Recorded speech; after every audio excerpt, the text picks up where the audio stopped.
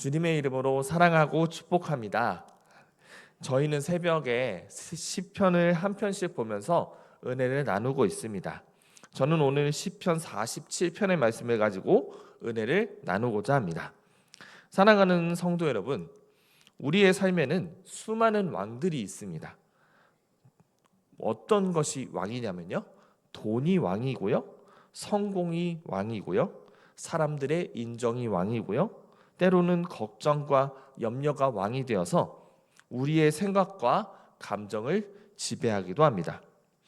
사람은 누구를 왕으로 모시냐에 따라서 살아가는 방식이 달라집니다.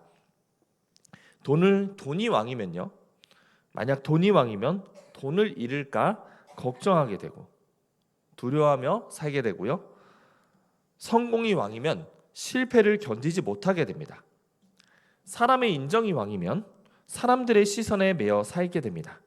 그러나 오늘 시편의 시인은요, 우리에게 중요한 질문을 던집니다. 당신의 왕은 누구이십니까? 시편 47편은 그 질문에 분명하게 답합니다. 어떻게요? 하나님은 왕이시다. 그것도 단지 이스라엘의 왕이 아니라 온 땅의 큰 왕, 온 세상의 왕이시라는 겁니다. 오늘 본문을 읽어보면 한 단어가 반복됩니다. 왕이라는 단어가 반복되는데요, 2절에는 온 땅의 큰 왕이 나오고요, 6절에는 우리 왕이 나오고 7절에는 온 땅의 왕이 나옵니다. 그리고 8절에서는 하나님께서 열방을 다스리신다고 말하고 있습니다. 시편 시인이 말하고 싶은 것은 하나입니다. 하나님은 왕이시다. 그리고 그 왕 대신 하나님 앞에서 모든 민족이 어떻게 반응해야 하는지를 보여주고 있습니다. 오늘 본문을 따라 한번 그것을 살펴보도록 하겠습니다. 오늘 본문 1절을 한번 먼저 읽어보겠습니다. 1절입니다. 1절 시작. 너희 만민들아 손바닥을 치고 즐거운 소리로 하나님께 외칠지어다. 아멘. 시는요, 매우 힘찬 명령으로 시작합니다. 손뼉을 치라고 합니다. 즐거운 소리로 외치라고 합니다.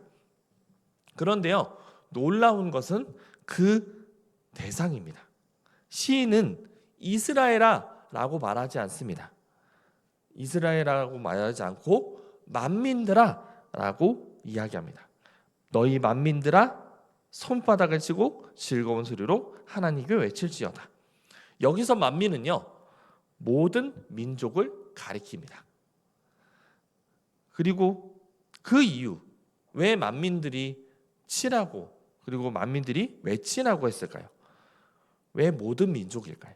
그 이유가 바로 2절에서 나오게 됩니다. 2절 다시 한번 읽겠습니다. 2절 시작.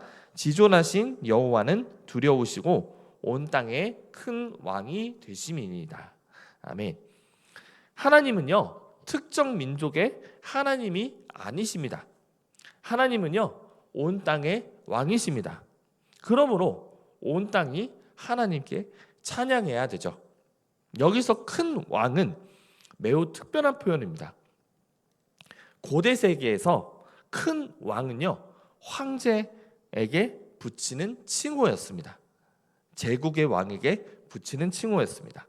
모든 나라 위에 군림하시는 최고의 통치자를 가리키는 말입니다.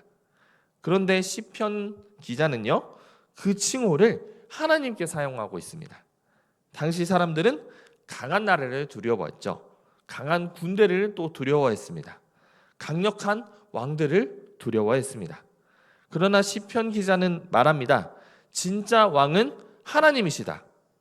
진짜 통치자는 하나님이시다. 진짜 주권자는 하나님이시다. 라고 이렇게 고백하는 겁니다. 사랑하는 성도 여러분, 우리가 두려워하는 것이 얼마나 많습니까? 앞으로의 미래가 두렵습니다. 경제적인 문제가 두렵습니다. 건강의 문제가 두렵습니다. 자녀들의 문제가 두렵습니다.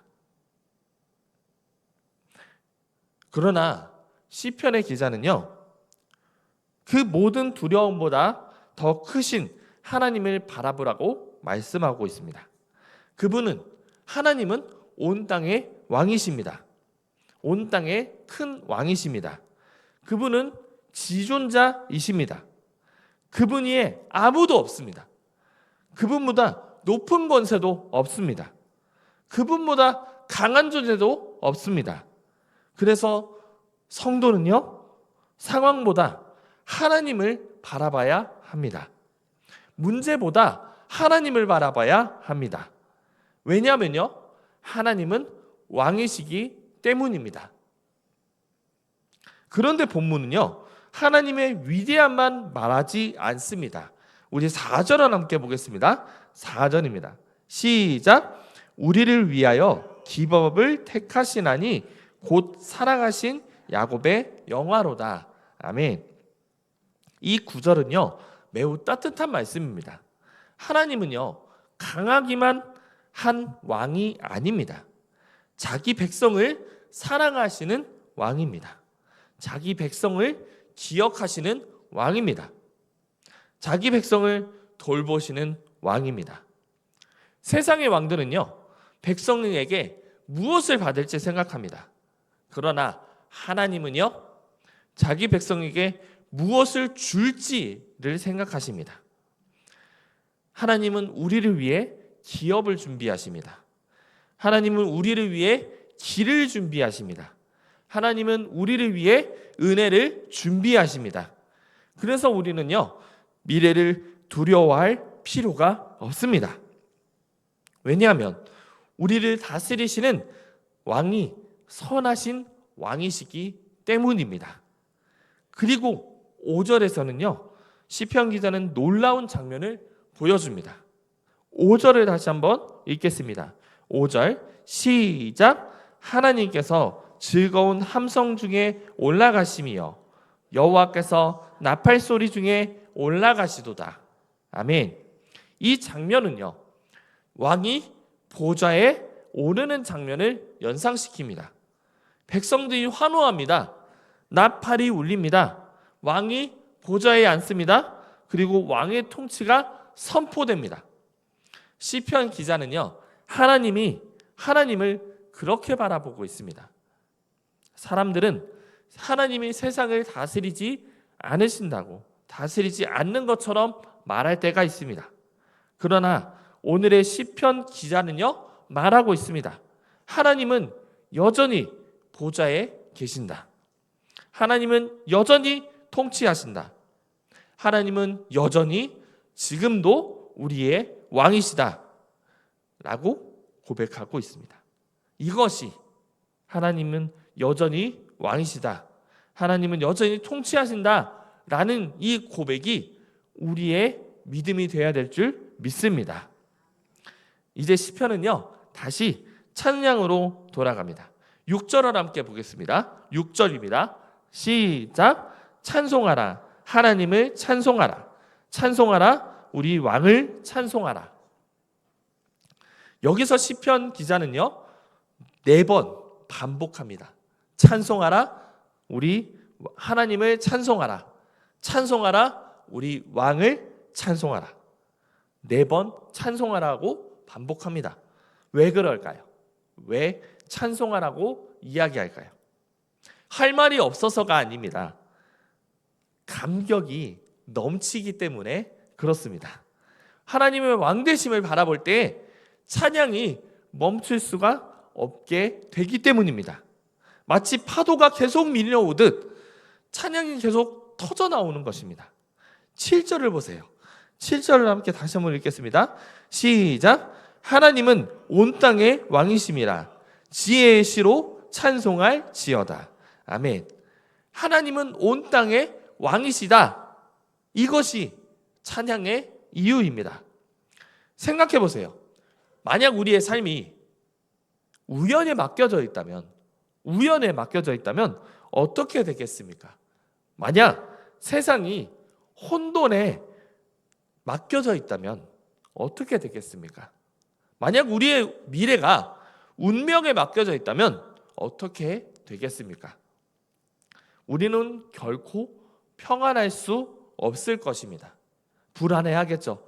언제 우연히 어떻게 될 것이다라는 그 불안함에 살고 있겠죠. 그러나 성경은 말합니다. 하나님은 왕이시라고요. 하나님이 통치하신다고요. 하나님이 다스리신다고요. 그래서 우리는 찬양합니다. 찬양은요, 단순히 노래를 부르는 것이 아닙니다. 찬양은요, 신앙 고백입니다. 하나님이 나의 왕이십니다. 하나님이 내 삶의 주인입니다. 하나님이 내 미래를 다스리십니다. 이 고백이 찬양입니다. 우리가 입술로 하나님을 찬양할 뿐만 아니라 삶으로도 하나님을 찬양해야 합니다. 순종으로 찬양해야 하고요, 신뢰함으로 찬양해야 합니다. 그리고 감사함으로 찬양해야 합니다. 왜냐하면 하나님은 우리의 왕이시기 때문입니다. 매일매일 하나님을 찬양하는 우리가 되기를 소망합니다. 이제 시편은 마지막 절정을 향해 나아갑니다. 8절 읽겠습니다. 8절입니다. 시작. 하나님이 뭇 백성을 다스리시며 하나님이 그의 거룩한 보좌에 앉으셨도다. 처음 1절에서는요, 만민에게 찬양하라고 명령했습니다. 그런데 마지막에 와서는요, 그 만민이 실제로 하나님 앞에 나아오는 장면이 나옵니다. 9절 말씀을 함께 다시 한번 읽겠습니다. 시작. 뭇 나라의 고관들이 모이며 아브라함의 하나님의 백성이 되도다. 세상의 모든 방패는 하나님의 것이며 그는 높임을 받으시리로다. 아멘. 뭇 나라의 고관들이 모인다라고 이야기합니다. 이 얼마나 놀라운 말씀입니까? 하나님을 모르던 사람들이 하나님 앞에 나아옵니다. 멀리 있던 사람들이 하나님께 돌아옵니다. 열방이 하나님을 예배합니다. 시편 기자는 하나님의 통치가 결국 모든 민족에게 미칠 것임을 바라보고 있습니다. 하나님의 왕권은요, 단순한 지배가 아닙니다. 구원의 왕권입니다. 하나님은 열방을 심판하시는 분만이 아닙니다. 열방을 초청하시는 분입니다. 열방을 하나님께로 부르시는 분이십니다. 그래서 성경의 역사는요, 결국 하나님께서 모든 민족을 품으시는 이야기입니다. 창세기에서 하나님께서 아브라함을 부르실 때도 하나님은 창세기 12장 3절에서 땅의 모든 족속이 너로 말미암아 복을 얻을 것이라고 말씀하셨습니다. 그리고 시편 기자는 그 약속이 이루어질 날을 바라봅니다. 이것은 하나님의 백성만 하나님을 예배하는 것이 아니라 온 열방이 하나님을 예배하게 될 날이라는 것입니다. 이것은요, 오늘날 교회가 존재하는 이유이기도 합니다. 우리는 하나님께서 왕이 되심을 세상에 선포하는 사람들입니다. 우리는요, 하나님께서 지금도 사람을 부르고 계심을 믿는 사람들입니다. 그래서 우리는 기도합니다. 그래서 우리는 다른 사람에게 복음을 전합니다. 그래서 우리는 한 영혼을 포기하지 않습니다. 하나님께서 여전히 열방을 부르고 계시기 때문입니다. 그렇게 우리 모두가 다른 사람에게 복음을 전하며 사랑으로 섬기며 나아가는 우리가 되기를 간절히 소망합니다. 말씀을 정리하도록 하겠습니다. 사랑하는 성도 여러분, 시편 47편은요, 처음부터 끝까지 한 가지 진리를 노래합니다. 하나님은 왕이시다. 하나님은 왕이시다. 라고 처음부터 끝까지 이 진리를 고수합니다. 하나님은 왕이시다. 그래서 만민은 기뻐해야 합니다. 그래서 하나님의 백성은 찬양해야 합니다. 그래서 열방은 결국 하나님께로 돌아오게 됩니다. 오늘 우리의 삶을 돌아봅시다. 무엇이 내 마음을 지배하고 있습니까? 무엇이 내 삶의 왕좌를 지배하고 있습니까? 염려입니까? 두려움입니까? 환경입니까? 사람입니까? 아니면 하나님입니까? 시편 기자는요, 오늘 우리에게 이렇게 말합니다. 손뼉을 치라, 즐거운 소리로 외치라, 찬송하라. 왜냐하면 하나님은 왕이시기 때문이다.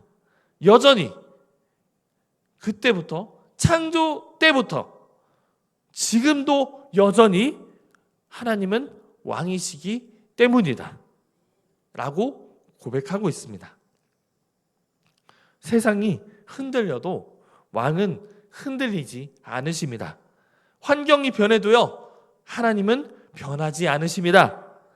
우리의 감정이 요동쳐도요, 왕은 여전히 보좌에 계십니다. 그러므로 오늘도 왕 대신 하나님을 바라보시기를 소망합니다. 문제보다 왕을 바라보십시오. 상황보다 왕을 바라보십시오. 그리고 왕 대신 하나님을 신뢰하십시오. 그래서 매일 왕 대신 하나님을 바라보고 신뢰하며 기쁨으로 찬양하는 우리가 되어야 될 줄 믿습니다. 그래서 오늘 하루도 왕 대신 하나님을 믿고 신뢰하며 기쁨으로 찬양하며 삶을 살아가는 저와 여러분이 되시기를 예수 그리스도의 이름으로 간절히 소망합니다. 함께 기도하겠습니다.